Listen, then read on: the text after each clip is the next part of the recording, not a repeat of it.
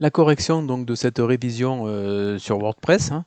Donc on va se connecter au back-office et on va voir comment créer un article ou une publication en fait, hein. Et ce qui est vraiment important dans ces publications, quand on écrit, que ce soit un article ou une page, c'est de rédiger comme il faut pour le web. Vous pouvez reprendre le document qu'on avait vu en cours, hein, mais ce qui est important, c'est de mettre des titres. D'accord? Donc on va utiliser le bloc titre, de mettre des paragraphes, donc on va utiliser aussi le bloc paragraphe, et puis de mettre des images, donc on va utiliser le bloc images, hein, pour rajouter ces images. On peut aussi, voilà, à chaque fois qu'on va créer un nouveau paragraphe, on met un titre. Et puis on va essayer d'agrémenter ça avec des blocs. Donc là par exemple, eh bien, on pourrait insérer une vidéo YouTube, donc qui va également permettre d'avoir un lien externe. D'accord? Donc on va sur YouTube, on fait partager, on copie et on colle l'adresse YouTube et on va embarquer cette vidéo. D'accord? Donc là aussi ça fait, comme je le disais, un lien externe. D'accord? Voilà, donc à chaque fois, on met des titres et on met des paragraphes. D'accord? On essaie vraiment de bien structurer la publication. Quand on écrit un article, hein, donc il y a des options que l'on va compléter. Bon, on peut regarder le permalien. On va à chaque fois qu'on fait un article, on le met dans une catégorie. Comme ça, on va pouvoir après le classer et puis l'afficher en fonction de sa catégorie. Alors si la catégorie n'existe pas, eh bien, il n'y a rien de plus simple. Vous créez la catégorie, vous faites ajouter une nouvelle catégorie et cette catégorie, si vous voulez qu'elle soit vraiment bien classée, eh bien, on peut la mettre à l'intérieur d'autres catégories. Ça fera une sous-catégorie. Peu importe, hein. En tout cas, un article peut être dans plusieurs catégories à la fois. Ça, il n'y a pas de souci. Comme ça, quand on cliquera sur la catégorie, on affichera l'article, hein. Au niveau des étiquettes, pour un bon SEO, pour permettre aussi à l'internaute d'aller voir tous les articles qui comprennent le terme, c'est bien de mettre des étiquettes, hein. Comme ça, la navigation pourra se faire, pourquoi pas, le cas échéant, avec les étiquettes. Et pour l'image mise en avant, c'est très important, puisque ça va permettre d'agrémenter l'article et selon les thèmes, d'afficher. Alors c'est vrai que pour les images, le mieux c'est de remplir tous les champs, d'accord, tous les éléments. Comme ça permet un meilleur SEO. Bon, ça sera l'objet d'une autre question, hein. Voilà, donc là on a rempli toutes les options et puis on va autoriser ou pas le commentaire sur l'article, hein. On n'oublie pas de publier et ou de mettre à jour, hein, si l'article avait déjà été publié. Voilà. Alors, on pourrait regarder d'autres blocs qui sont intéressants, hein. Donc là, on va faire tout parcourir. Et puis sur la gauche, il y a les blocs qui peuvent être intéressants. Bon, là, on pourrait regarder le bloc bannière, hein, qui permet d'écrire du texte en fait sur une image ou sur une vidéo. D'accord? Donc on sélectionne une image, toujours en essayant de compléter les éléments pour un bon SEO, hein. Donc ça, c'est vraiment important. Et puis sur cette image ou sur une vidéo, ça serait la même chose, on va pouvoir écrire du texte, hein, qui permet d'attirer l'attention de l'internaute. D'autres blocs, hein, toujours en faisant tout parcourir, donc les blocs là dans cette version de WordPress se mettent sur la gauche. Par exemple un bouton cliquable, hein, c'est-à-dire qu'on va écrire du texte sur le bouton, et puis ce bouton, comme il est cliquable, on va lui insérer un lien, ici un lien vers une vidéo YouTube, et qu'on va faire ouvrir dans un nouvel onglet. L'autre conseil, c'est de mettre les titres ou les sous-titres en gras, hein. Ça, c'est important aussi pour avoir une bonne visualisation du texte. Et puis, on pourrait aussi également mettre des liens externes vers une autre page, vers une page d'un autre site web, hein. D'accord? Simplement en mettant le lien sur le texte, hein, mais c'est toujours intéressant de mettre des liens externes. Et puis on colle l'adresse de la page et on la fait ouvrir dans un nouvel onglet, hein, c'est mieux. Comme ça, on ne quitte pas le site. Et puis on enregistre, enfin on fait valider. Voilà. Et là, donc, on retrouve le lien vers le site et puis les éléments qui sont en gras. Toujours important, ça, hein, pour bien visualiser le texte. Un autre bloc qui peut être intéressant, c'est les colonnes. Le bloc colonne, au niveau apparence, hein. Selon le type de colonne que l'on va choisir, on va pouvoir mettre ou des images ou du texte dans les colonnes, hein. Comme ça, on va pouvoir un petit peu structurer l'article ou la page de manière différente. Là, par exemple, je mets du texte dans la colonne de gauche et puis dans la colonne de droite, on pourrait mettre un texte qui commente l'image, par exemple. D'accord? Un autre élément, hein, qu'on pourrait rajouter, on pourrait rajouter HTML personnalisé, on pourrait rajouter les icônes et réseaux sociaux. Allez les voir, ces éléments, il n'y a rien de bien compliqué, on les a déjà vus dans d'autres TD. L'onglet composition, lui, ben, vous permet de créer automatiquement en fait ces éléments. Hein. Vous avez pu le faire, c'est tout automatique. Hein. Donc là, par exemple, 3 liens cliquables. Hein. Voilà, ben, ils sont déjà tout faits. D'accord ?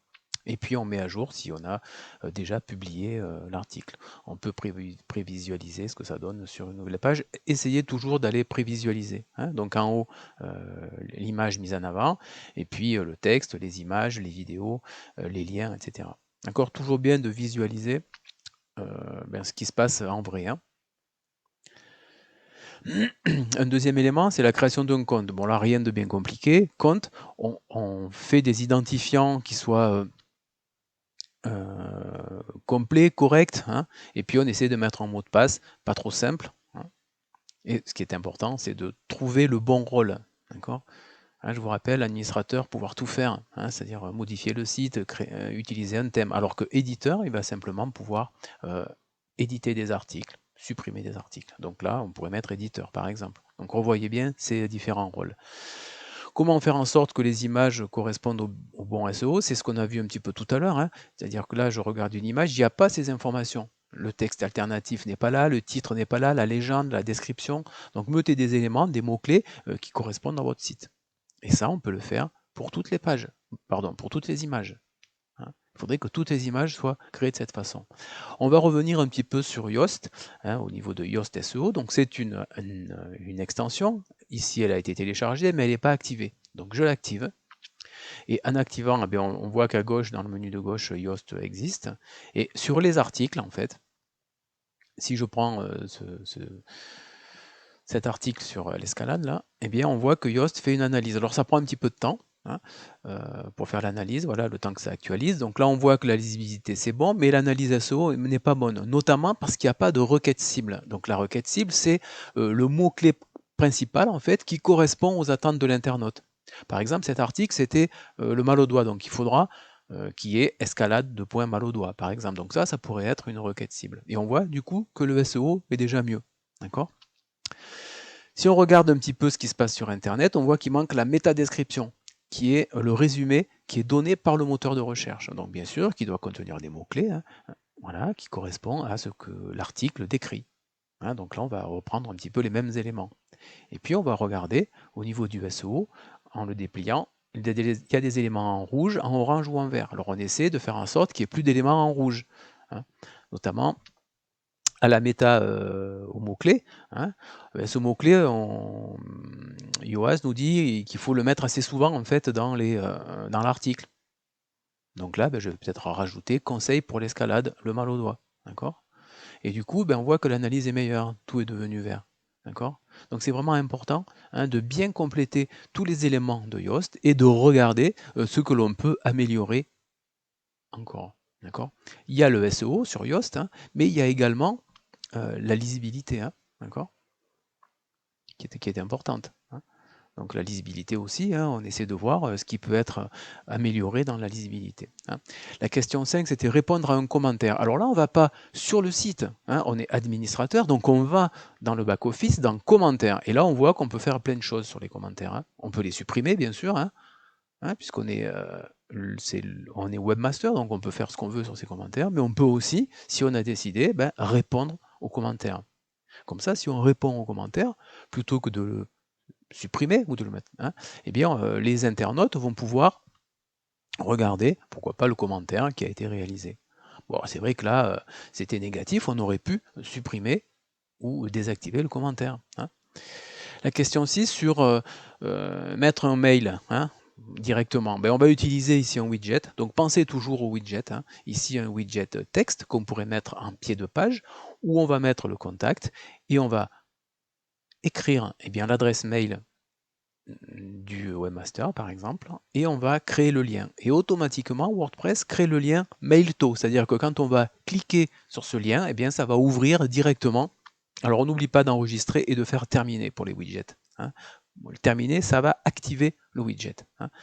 Donc si je vais sur le front office, je vois bien qu'il y a prénom.nom@gmail.com, et quand je clique, ça ouvre automatiquement le webmail par défaut de la machine. Hein. Insérer une carte Google, on l'a vu beaucoup de fois, d'accord, mais on va refaire la manipulation si vous voulez, mais vous pouvez reprendre les autres TD en fait, hein. C'est un bloc un petit peu particulier qui s'appelle HTML personnalisé, hein, voilà, et on va coller cet HTML personnalisé qui va nous être donné par Google Maps en fait, hein. Donc si je vais sur l'adresse de l'entreprise ici, voilà, je vais partager la position, et au niveau de partager la position, je vais intégrer une carte et copier ce contenu HTML qui va intégrer la petite carte que l'on voit à l'écran. Donc je colle ce contenu HTML. Pour le moment, je ne vois rien de spécial, ça reste comme ça dans l'article, mais si je mets à jour et si je prévisualise, ou si je vais regarder la conséquence sur l'article, eh bien on voit qu'il y a bien cette carte ici. D'accord ? Voilà. Donc c'est bien de le savoir. Et on pourrait modifier la taille de cette carte d'ailleurs, hein, en modifiant ses valeurs. Voilà. Un autre élément, c'était afficher les mentions légales en utilisant la politique de confidentialité. Donc là, c'est dans Réglages, confidentialité. Ici, on voit qu'actuellement, la politique de confidentialité, elle utilise une page qui a été créée, bon, par la personne qui a fait le site avant. Mais on pourrait créer une nouvelle page automatiquement. C'est la page par défaut de WordPress. Et puis, il suffirait de compléter les rubriques. Hein. D'accord ? Donc là, cette page-là, elle a été créée par WordPress de façon automatique. Il ne faut pas oublier de la publier, bien sûr, cette page, hein, pour qu'elle existe. Voilà. Et on va voir un petit peu la conséquence. La conséquence, c'est que ici, on a la première page qui avait été mise dans un widget texte par le webmaster précédent. D'accord ? Et là, ça renvoie vers une page du site. Et deuxièmement, on voit qu'il y a politique de confidentialité. Ça a été fait de façon automatique par WordPress. Elle est activée automatiquement. Et si on avait rempli cette page, on n'aurait pu le voir. Hein, n'oubliez pas que les mentions légales, on peut les mettre aussi dans le menu. Hein, ça peut être important. Modifier le menu pour faire afficher des articles. Donc là, on va dans Menu. Alors, c'est bien de vous rappeler un petit peu comment on fait pour créer un menu. Là, c'est un menu qui a été créé. Bon, il n'est pas très bien, je trouve, parce qu'il y a des articles hein, dans le menu, donc c'est pas top. Mais bon, en tout cas, on va créer un autre menu. On peut créer autant de menus qu'on veut, en fait. Hein. Donc là, je vais créer un menu, bon, correction, par exemple, hein, que je vais utiliser pour la correction. En créant le menu, hein, on active les éléments du menu. On prend bien garde d'afficher ce menu quelque part, bien sûr. Ici, on le mettra en haut, hein, c'est en fonction du thème. Et puis, on va rajouter les différents éléments dans ce menu, notamment les pages. Bon, ici, on voit qu'il y a beaucoup de pages. D'accord ? Donc, on va mettre les pages. Notamment, on voit la politique de confidentialité ici. Donc, on peut la rajouter aussi au menu, si on veut. Hein. Et il va y avoir un menu avec toutes ces pages. Mais il y a aussi des articles. Mais ces articles, je ne peux pas tous les mettre parce qu'il y aurait vraiment pléthore d'éléments. Alors, on pourrait mettre les catégories, puisque chaque article est relié normalement à une catégorie. Donc là, je trouve que dans l'exemple que j'ai pris, il y a un petit peu trop de catégories, justement. Mais enfin, en tout cas, pour l'exemple, on va rajouter les catégories au menu. Voilà. C'est-à-dire que quand je vais cliquer sur les catégories, eh bien, ça va me renvoyer vers les articles qui sont dans cette catégorie. On va voir ce que ça va donner sur le front office quand on actualise. Et là, on voit qu'il y a trop d'éléments dans le menu. D'accord ? Il y a toutes les pages, et puis il y a aussi toutes les rubriques. D'accord ? Donc ça fait un petit peu trop. Donc on va réorganiser ce menu. D'ailleurs, j'avais oublié de mettre escalade hein, dans la catégorie que j'avais créée précédemment. D'accord ? Donc eh bien, on va le réorganiser. Pour le réorganiser, c'est facile, on fait des glisser-déposer, hein, on peut les déplacer, les mettre en première place, en deuxième place, et puis on peut créer des sous-menus de cette manière-là. D'accord ? Donc c'est très graphique. Hein, voilà. Et on oublie. Alors on peut aussi supprimer des éléments si ça ne nous intéresse plus. Hein. Donc on va enregistrer le menu, on va aller voir ce qui se passe sur le front office. Quand on actualise, on voit que le menu est mieux, mais bon, il n'est pas encore sur une ligne. Hein. Moi j'aime bien que les menus soient sur une ligne avec pas trop d'éléments en sous-menu. D'accord ? Donc là, on va, par exemple, même si c'est pas très logique ici, hein, vous, il faudra que ça soit logique, réorganiser ce menu de façon à ce que ce menu soit sur une page, sur une ligne, pardon. Donc là, il est bien sur une seule ligne, d'accord, avec des sous-menus hein, que l'on peut accéder, auxquels on peut accéder, bien entendu. D'accord ? Voilà, pour les menus. Alors, au niveau de l'identité, c'est important dans apparence personnalisée. Souvent, dans identité, souvent vous notez bien le titre du site et le slogan qui sont importants. Hein, mais il ne faut pas oublier le logo de l'entreprise. D'accord ? Parce que ce logo, c'est une image. Et si sur cette image, il y a tous les éléments descriptif, hein, il faudra le faire. Ici, je ne le fais pas, je l'ai fait ailleurs. Hein. Voilà, et on va recadrer ici l'image. Donc là, c'est WordPress qui le fait tout seul, en fait. Hein. Et puis, on va sélectionner un logo. Et c'est pareil, le logo. C'est une image, donc il va y avoir des informations sur l'image. Donc, ça augmente tout ça, toujours le SEO. D'accord ? Voilà, donc là, on a bien tous les éléments de l'identité complétés. Hein, le titre, le slogan, le logo et l'icône du site. Hein. Donc voilà, c'est important d'avoir vraiment tout ça. Hein. Voilà, et puis on a bien donc ici le logo, et puis tout en haut, là-haut, l'icône du site. Hein. Mais tout ça, c'est vu aussi par les moteurs de recherche. D'accord ? Voilà pour l'identité. La mise à jour des réseaux sociaux, c'est comme tout à l'heure en fait. Hein, on retourne sur le menu, et puis on va créer un menu réseau social. Et on va le mettre ici, dans ce thème-là, il est en bas. D'accord ? Donc on va créer le menu. Et ici, le réseau social, c'est pas une page, c'est pas un article, ce sont des liens personnalisés. D'accord ? Donc on va ici dans l'URL mettre l'adresse, ici par exemple, de la page Facebook de l'entreprise, mais on peut mettre aussi l'adresse du compte Instagram de l'entreprise. D'accord ? Voilà, on va taper Instagram. Et on va faire pareil pour, par exemple, Pinterest, ou en tout cas, ou à chaque fois que l'on a un réseau social à rajouter. Hein, c'est un menu comme un autre, mais seulement c'est un menu avec des liens personnalisés. Voilà, et j'ajoute au menu. On n'oublie pas toujours d'enregistrer ce menu. D'accord ? Là, il est bien affiché en bas de page. On va aller voir ce que ça va donner. Là, pour le moment, je n'ai pas actualisé encore. Hein, donc, il n'est pas en bas de page, le menu. Réseau social, si j'actualise, voilà. Hein, on a vu que c'est passé du texte à l'icône. Alors, malheureusement, sur certains thèmes, sur certaines versions de WordPress, il n'y a pas l'icône Pinterest. Mais enfin, en tout cas, ça fonctionne. Hein. Donc, voilà pour le menu. Bon, au niveau des widgets, hein, voilà, bon, c'est vrai que c'est important de regarder un petit peu tous ces widgets hein, et de les ajouter, de les activer ou pas. Ce qui est important de se rappeler, c'est que quand on crée un widget, on le prend, on le déplace, on le met dans un emplacement. Hein. On va ici, par exemple, les étiquettes, on enregistre et on termine. Hein. Il ne faut pas oublier de cliquer sur terminer. Terminer, c'est ce qui active le widget. Hein. Et c'est bien aussi d'utiliser tous les emplacements, hein, qu'il n'y ait pas des éléments que sur la gauche ou que sur la droite, ou qu'en haut ou qu'en bas. D'accord ? Donc bien utiliser tous les emplacements. Ici, par exemple, dans le pied de page numéro 2, on pourrait mettre une galerie. Toujours bien les galeries. Hein, comme ça montre aussi qu'on a des images et on va aussi remplir les informations sur les images. Et puis on enregistre et on n'oublie pas de terminer. D'accord ? Bon, on pourrait aller voir sur le front office un petit peu ce qui se passe. Hein, d'accord ? Alors souvent, les widgets de la sidebar s'affichent que sur les articles, pas sur les pages. Hein, mais ça va dépendre du thème aussi. Hein, d'accord ? Donc en fonction, là on est sur le thème classique, mais en fonction du thème, les widgets s'affichent ou pas hein, sur le sidebar ou dans le footer. D'accord ? Là, on va changer la page d'accueil. Actuellement, la page d'accueil, elle est sur une page. Et oui, parce que quand on fait personnalisation, réglage de la page d'accueil, eh bien, on a une page statique. Mais on pourrait très bien la régler, cette page d'accueil, sur les derniers articles. D'accord ? Quand je publie, si on va voir sur le front office, là, c'est une page. D'accord ? On va la mettre sur des articles. Hein, peu importe, on fait ce qu'on veut. Donc, quand on met sur une page, c'est ou pour présenter l'entreprise, comme je montrais tout à l'heure, ou pour un événement en particulier. Et on pourrait faire la même chose en allant dans Réglage lecture. D'accord ? On pourrait changer article ou page. Et on pourrait aussi, au niveau des articles, dire quel extrait on veut. Hein. Voilà. Et puis une dernière question sur un petit peu des extensions qui sont intéressantes, hein, notamment Pop-up Maker. Hein. Donc là, elles étaient toutes installées, mais pas activées. Hein. Bon, vous savez comment on fait pour les installer, hein, donc j'ai pas refait la manip. Hein. Mais en tout cas, voilà, par exemple, Pop-up Maker, si on active, on voit qu'ici, il y a un pop-up qui est l'anniversaire. Donc si je vais sur la page d'accueil, hein, eh bien, il y a ce petit pop-up qui se met. Donc ça peut être intéressant, des pop-up. Hein.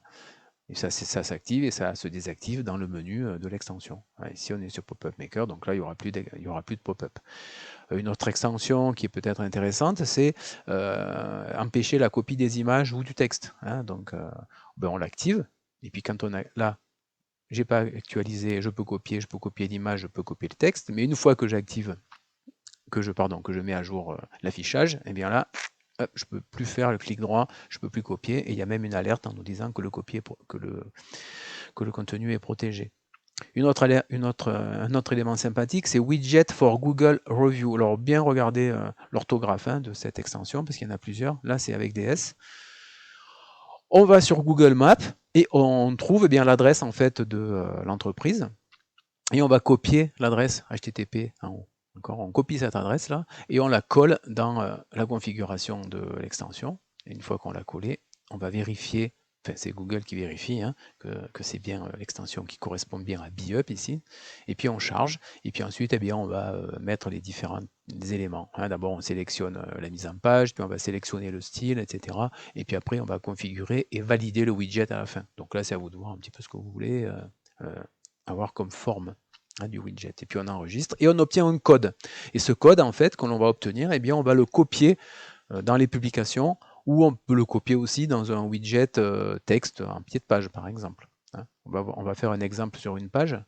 Donc là, je vais sur n'importe quelle page, en fait, du site. Je colle, je fais copier, coller. Tout à l'heure, j'ai fait copier, donc là, je fais coller. Hein. Voilà.